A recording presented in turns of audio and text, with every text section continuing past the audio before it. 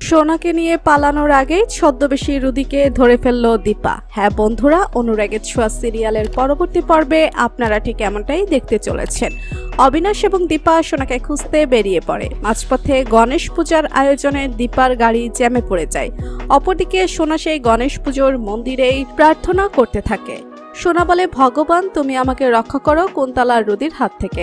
আমি আমার বাবাকে নিয়ে দূরে গিয়ে থাকতে চাই।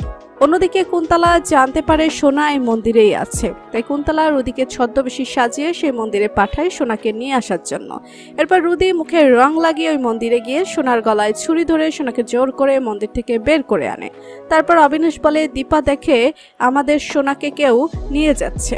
এরপর দীপা সোনার পিছু করতে থাকে। দীপা যে পিছু করেছে সেটা বুঝতে পারে রুদি, তাই রুদি গাড়িতে বসেই তার বেশ পাল্টে ফেলে।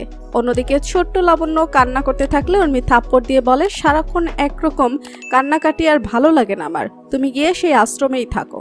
এটা শুনে জয় দৌড়ে এসে উর্মিকে ধাক্কা দিয়ে ফেলে দেয়।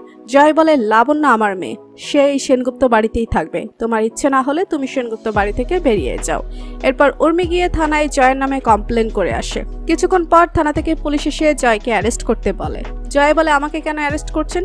পুলিশ অফিসার বলে, উর্মি ম্যাম থানায় আপনার বিরুদ্ধে কমপ্লেন দিয়েছে, সেজন্য আমরা অ্যারেস্ট করতে বাধ্য হচ্ছি।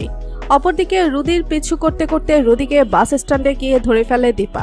দীপা বলে, শোনো রুদি, তুমি যতই চালাকি করো না কেন আমি তোমাকে চিনে ফেলেছি, আমার হাত থেকে তুমি আর রক্ষা পাবে না।